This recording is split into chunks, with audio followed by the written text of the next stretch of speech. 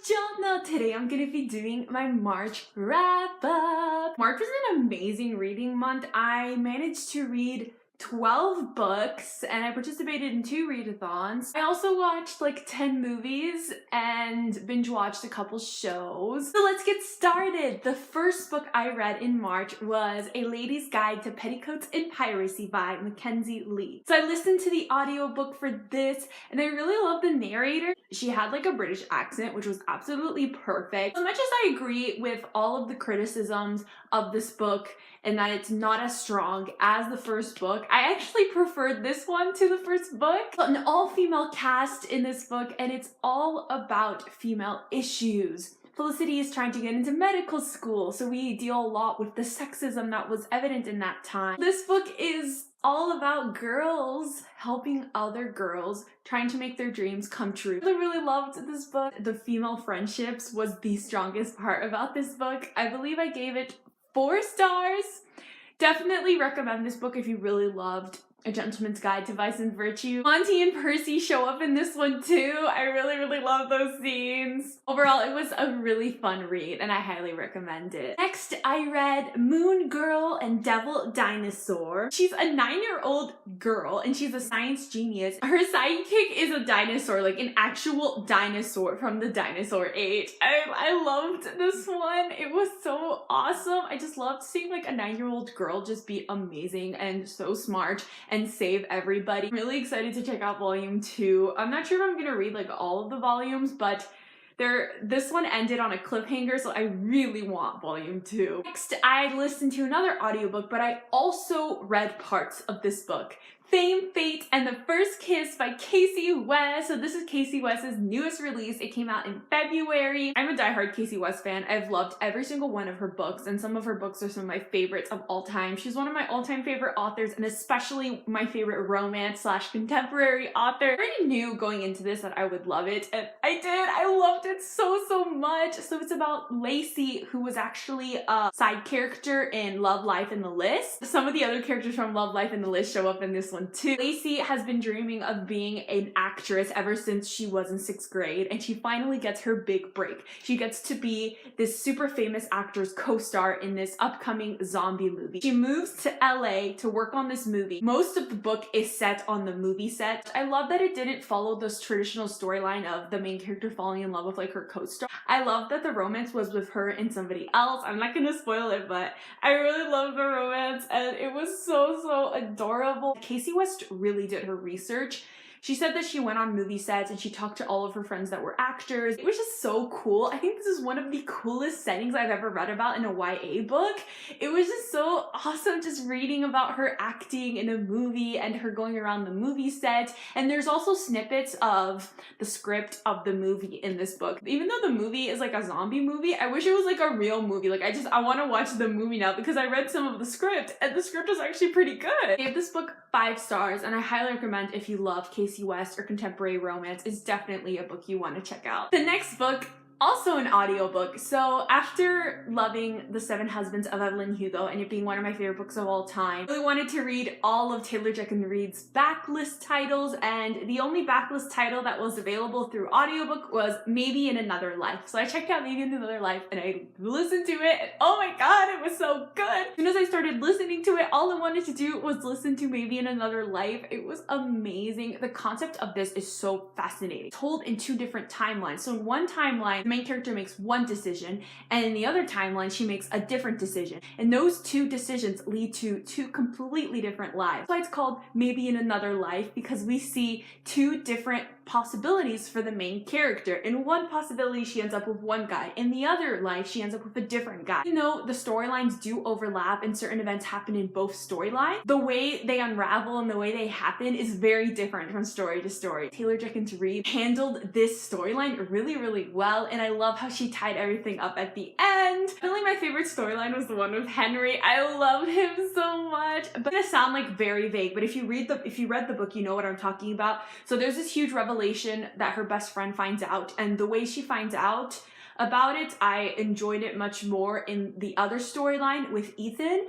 instead of with Henry. Other than that, the Henry storyline was my favorite, and I love Henry so much. Out of all of the Taylor Jenkins Reid's books I've read, this is probably like my least favorite. Least favorite is used very loosely because I love this one so much, and I gave it 5 stars, and now I just want to read everything by Taylor Jenkins Reid ever. Next, I read the comic book Higher, Further, Faster, Captain Marvel in preparation for the movie, and this definitely was not a good decision. I'd never read any of the Captain Marvel comic books before, and I didn't really know much about Captain Marvel, and this was not the comic book to start off on. I was so confused with so many things. Basically, in this one, Captain Marvel is an established superhero. Other than that, I did really enjoy it, and Guardians of the Galaxy show up in this comic book, and they like help out Captain Marvel. I love that part. I also watched Captain Marvel in March, and I loved it so much. My favorite part was like Goose. He was my favorite. I didn't even expect him. I love that Captain Marvel took place in like, I believe the 90s or the 80s. This one part where she goes to like an internet cafe and there's the really old computers that are like huge bricks. It was so funny. And then when she lands on like a Blockbuster, and Blockbuster doesn't even like exist anymore, she's fighting the bad guys on the train. That part was really funny and really badass. I love those movies so much. Next, the books I read for the Witchathon. Now I did do daily vlogs for all of the days of the Witchathon. I talked about all of the books that I read during the readathon in those vlogs, so I'm not going to talk about them here. So if you haven't watched those vlogs, I'll leave them up above. Next, I listened to the audiobook of On the Come Up, which was absolutely amazing, but I did film spoiler-free and a spoilery review for On the Come Up. I'm going to be posting it soon, so I'm not going to be talking about On the Come Up here. Another video that's going to be coming up is Restore Me. So I read Restore Me too, and I really loved it, and I filmed a reading vlog while reading it with all of my live reactions, and that's also going to be coming up soon. Next, I read Always Human. So this is a webtoon. This is not like a published book. I'm going to leave a link to it down below because it's the cutest, most adorable, sweetest story ever. So Always Human is like a futuristic sci-fi type story. Basically, a slice of life story about a female-female relationship. You see them when they first meet and on their first date, and you see them living life together. And it's so incredibly diverse. There's so many people of color in this story, and there's like a genderqueer side character. Main characters, her parents are like polyamorous. There's just so much diversity within this story on top of it being a female-female romance. Like, my cheeks were hurting whenever I would read this book because I was just smiling so hard. The author also made this like soundtrack, so every time you click on each chapter, there's this amazing music to like set the mood for each chapter. I hope that the author publishes this book one day because I really want to buy it and reread it, and I'm gonna leave the link down below so you can go read it. It's free. You don't need anything. You can access it on your computer, or you can download the Webtoon app on your phone. Last, but certainly not least, Daisy Jones and the Six by Taylor Jenkins Reid. Daisy Jones and the Six, oh my god, I read it twice. I listened to the audiobook, and oh my god, the audiobook is one of the best I have ever heard, ever. There's a full cast audio, and I'm saying full cast like there's 20 something narrators, and the narrators were amazing. Some of them are actually actors, and they narrated it so well to the point where I felt like I was listening to a documentary about this fictional band with my eyes closed. It was incredible. Whenever they would narrate certain scenes that were super emotional and hard, you could hear the emotion in their voice. They did it so well. After I finished the audiobook, I went back and reread the book through a physical format, through an ebook. Oh my god, it easily became one of my new favorite books of all time. I still love Evelyn Hugo more, but Daisy Jones and the Six is a very close second. It made me so emotional. I haven't stopped thinking about it, and I don't think I ever will stop thinking about it, considering I still think about Evelyn Hugo like every day. I don't think I'm ever gonna stop thinking about Daisy Jones and the Six. The book just broke me in every way. Read this book, listen to the audiobook. Those are all the books I read in March. I did watch a lot of movies, but really quickly I just want to go over 3 movies that I watched in the theater. So first, I watched Isn't It Romantic? Rebel Wilson and Priyanka Chopra and Liam Hemsworth, Adam Levine. A lot of people were in this movie, and when I first saw the trailer last year, I knew I absolutely had to watch this movie because I love all of those actors. I was not disappointed. I loved Isn't It Romantic so much.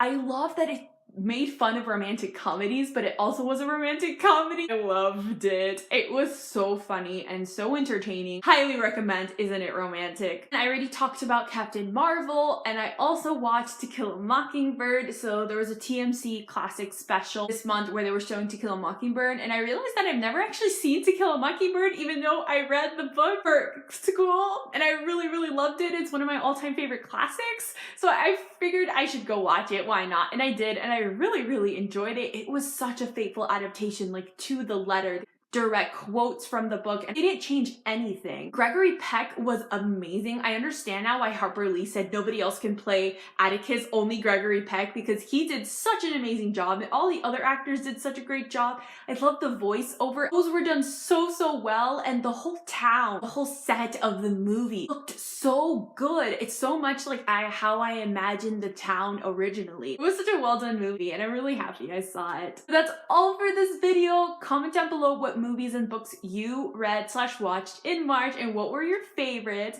My social media links are down below, my Twitter, my Bookstagram, my Goodreads. Arrivederci!